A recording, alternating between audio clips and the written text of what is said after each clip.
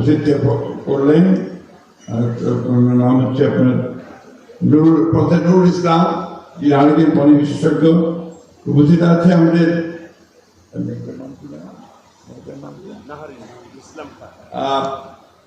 আরেকজন পানি বিশেষজ্ঞ নাহারুল ইসলাম খান। আমাদের সঙ্গে উপস্থিত আছেন ঢাকা বিশ্ববিদ্যালয়ের ভাইস চ্যান্সেলর প্রফেসর ওয়াহিদুল ইসলাম।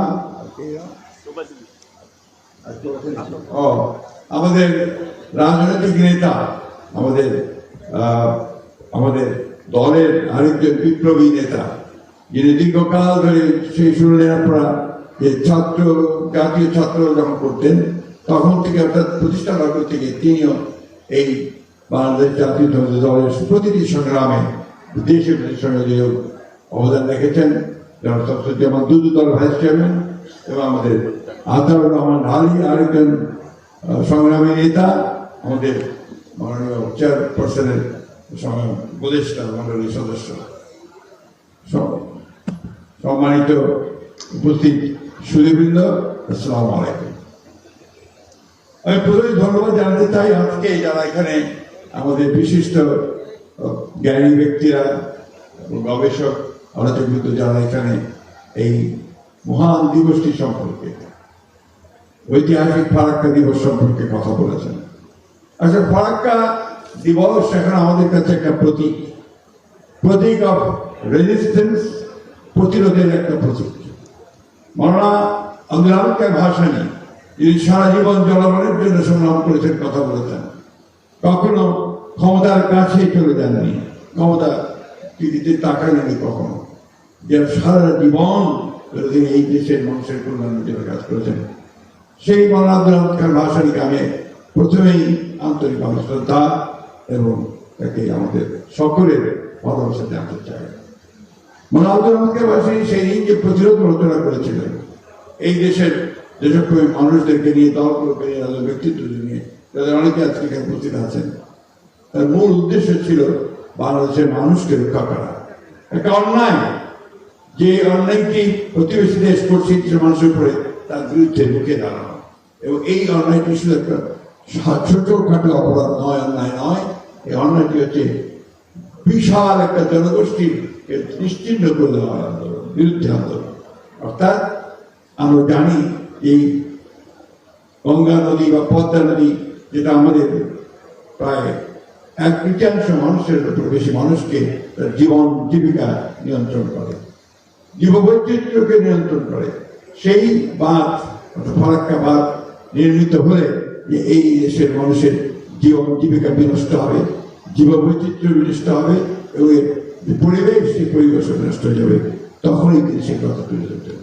পেছনে ছিলেন আমাদের দলের প্রতিষ্ঠাতা, আমাদের স্বাধীনতা ঘোষক শহীদ প্রেসিডেন্ট জিয়া রহমান।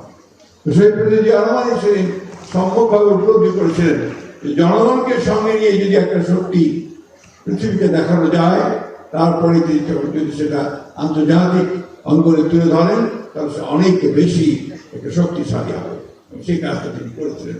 যার ফলেই তিনি যে চুক্তি করেছিলেন, সেই চুক্তিটা নিঃসন্দেহে অনেকাংশে বাংলাদেশের মানুষের পক্ষে গিয়েছিল।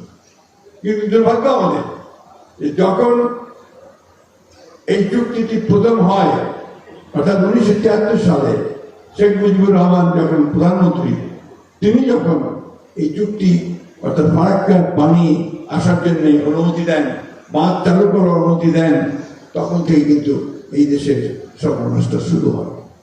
আজকে তারপর অনেক কষ্টের চেষ্টা হয়েছে। শহীদ প্রেসিডেন্ট জিয়া রহমান চুক্তি করেছেন, পরবর্তীকালে আমাদের দেশের বেগম খালেদা জিয়া চুক্তি করেছেন এবং শেখ হাসিনা একটি চুক্তি করেছিল।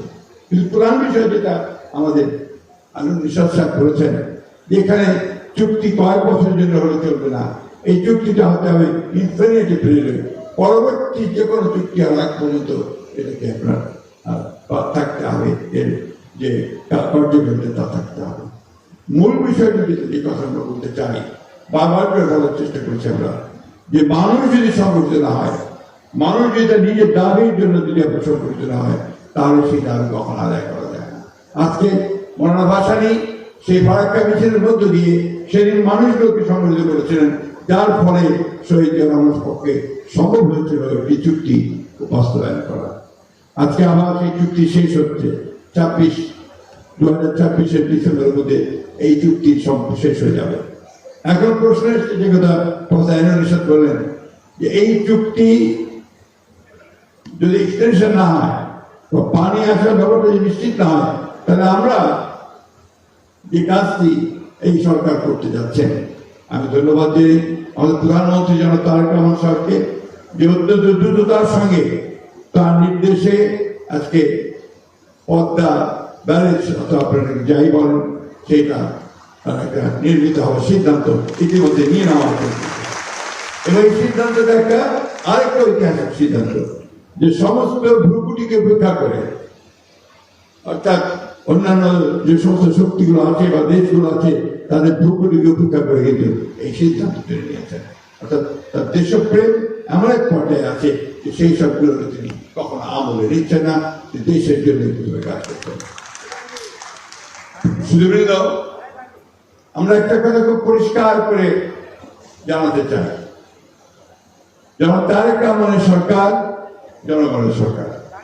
জনাব তারেক রহমানের সরকার জনগণ দ্বারা বৈধ উপায়ে নির্বাচিত হয়ে 2/3 বাজেট নিয়ে সরকার গঠন করেছে। আজকে এই সরকারের বিরুদ্ধে কিছু কিছু শক্তি তারা কিছু অপপ্রচার চালাচ্ছে। শুধু তাই না, দেশের যে স্থিতিশীলতা আছে সেই স্থিতিশীলতাকে বিনষ্ট করবার একটা পায়তারা চালাচ্ছে। এই সম্পর্কে আমাদের বাংলাদেশের স্বাধীনতা বিশ্বাস করি, গণতন্ত্রে বিশ্বাস করি, তাদেরকে আমাদেরকে অনেক বেশি সজাগ হতে হবে এবং শুধু সজাগ নয়, আমাদেরকে সংগঠিত হতে হবে যাতে কোনো রকম চক্রান্ত আমাদের জনগণের আশঙ্কা পরিপূর্ণ করবার জন্য যে সরকার এসে তাকে স্থিতিশীলতা বিনষ্ট করতে না পারে। বন্ধুগণ, আমি গতকাল এই জন্য বলছি যে গতকাল আমরা দেখলাম যে কয়েকজন নেতা তারা বিভিন্নভাবে এই সরকারের বিরুদ্ধে কথা বলছে এবং আবার এই স্থিতিশীলতা বিনষ্ট করার চেষ্টা করছে। আমরা আজকে এই আলোচনা সভার মধ্য দিয়ে এই স্পষ্ট কথা বলতে চাই সকলকে যে বাংলাদেশের জনগণ যারা বুকে রক্ত দিয়ে যারা গণতন্ত্রকে অর্জন করেছে তারা কখনোই কোনোভাবেই কোন রকম চক্রান্ত ষড়যন্ত্রকে এখানে মাথা তুলে দাঁড়াতে দেবে না।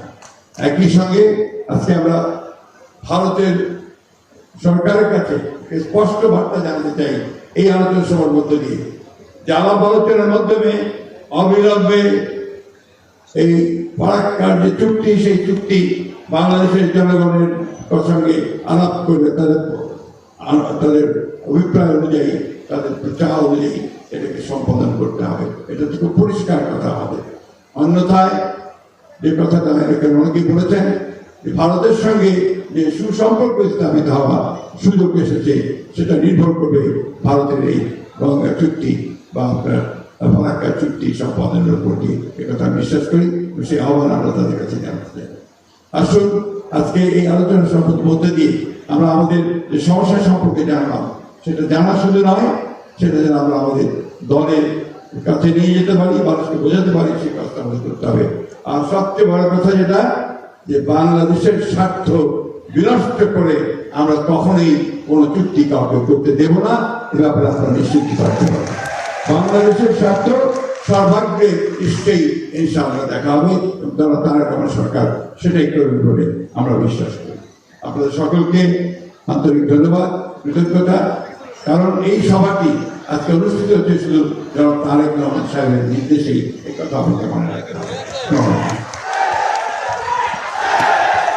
উপস্থিত সবাইকে ধন্যবাদ জানাচ্ছি এবং সভাপতি আজকে এখানেই সমাপ্তি ঘোষণা করছি। সবাইকে ধন্যবাদ।